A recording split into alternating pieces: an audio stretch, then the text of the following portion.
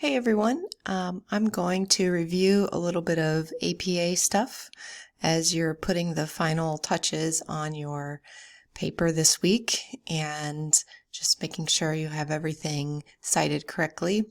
So I just pulled up a paper I wrote fairly recently for my Akron class just to give you a couple of examples. So when you cite, you need to make sure you cite anything you directly quote or paraphrase. Paraphrase is putting something in your own words that you got from another source. So here's an example of something I paraphrased. And my source is cited right at the end of the sentence. So this particular sentence I wrote and was my interpretation of some information I read in a scholarly article. So notice I have the three pieces of information that are needed to cite here. I have the author's last name. Sometimes I see in people's essays, people are tempted to put the first initial in there, but that's incorrect. So just the last name when you're citing in text, and then the year, and then the page number.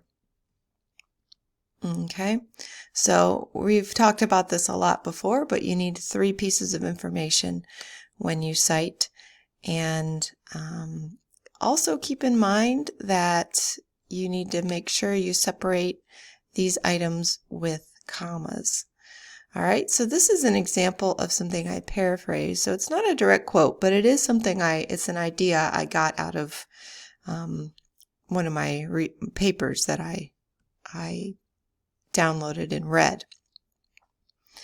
Down here, I have an example of the ICE method and a citation. So here is where I introduced the I in ICE, my author. So this is another source I read, Finetti, and I said, in Finetti et al.'s research, and the et al. Is because this article had three or more authors. In Finetti et al.'s research, in which they interviewed high school writing teachers. So there's my I. There's my introduce. It's just a little blurb about who Finetti is. Finetti and partner authors, they did some research where they looked at the way high school writing teachers taught writing. So you may spend a little more time explaining, if necessary, who the author, not really who the author is, but kind of what the author did. But I just felt a small few words was enough. So here's where I kind of introduce a little bit Finetti. So Finetti et al.'s research, in which they interview high school writing teachers, and concluded that, and there's my direct quote.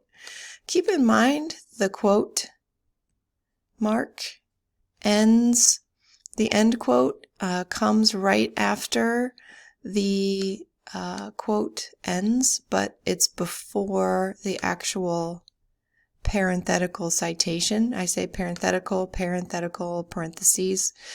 And notice also I still have my three pieces of information going on here. I have the last name, I have the date, and I have the page number indicated by a P period. If this was an online article, this might say paragraph, P-A-R-A for paragraph number, because when we read articles online, like web pages, and there aren't really any page numbers, then you use paragraphs. But this was an article with page numbers. So notice the three pieces of information are there. And we've talked about how it doesn't really matter where the three pieces of information are.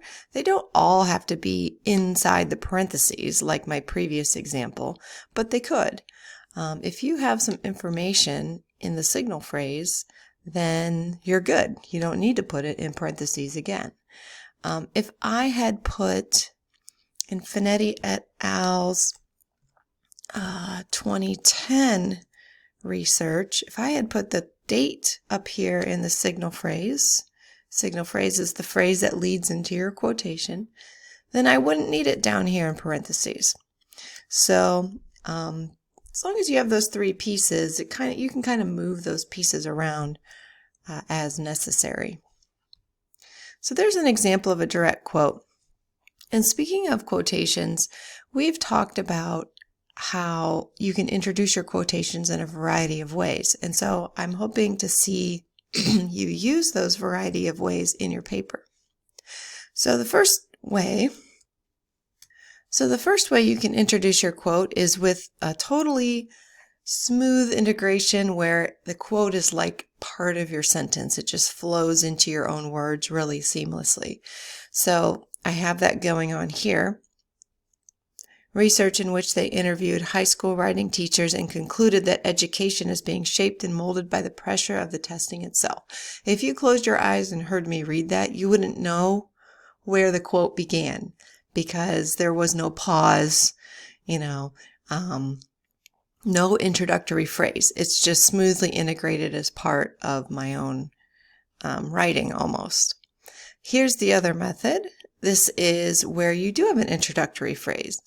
So-and-so said, so-and-so stated. And then that's usually set off with a comma. So I've got a comma here to indicate I have an introductory phrase as my signal phrase. So as Mrs. A stated, comma, and then my direct quote. This, by the way, is a good example of how to cite a personal communication. So if you did like a interview of some kind, you would have personal communication, comma, and then the full date. And again, three pieces of information in this one as well. So with personal communications, you have the name, the words personal communication, and the date. If I had the A in the parentheses, so let's say I didn't have her up in my signal phrase, then I would definitely want to include that name in parentheses. But just like my example up here with Finetti, those three pieces of information, you can kind of move them around as needed. So you can introduce your quote in a couple of different ways, like I've been saying, just smooth integration with an introductory phrase and a comma. And then the other one we talked about was with the colon. The colon says that you're going to stop your thought and then present some information. So here's my example with a colon. She pointed to the whiteboard where she had written the post-test topics, colon. And then I have my quotation here. So there's the colon method. Just make sure the stuff leading up to the colon can stand alone as a complete sentence. All right. The stuff that comes after the colon doesn't necessarily have to be a complete sentence. It could be like a list or something. But the stuff leading up to the colon, it should be able to stand alone as complete.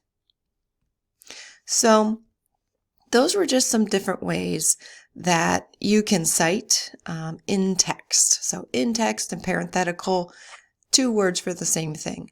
Three pieces of information, name, date, page or paragraph number, three methods of integrating the quotations, and how to do a personal communication type of citation.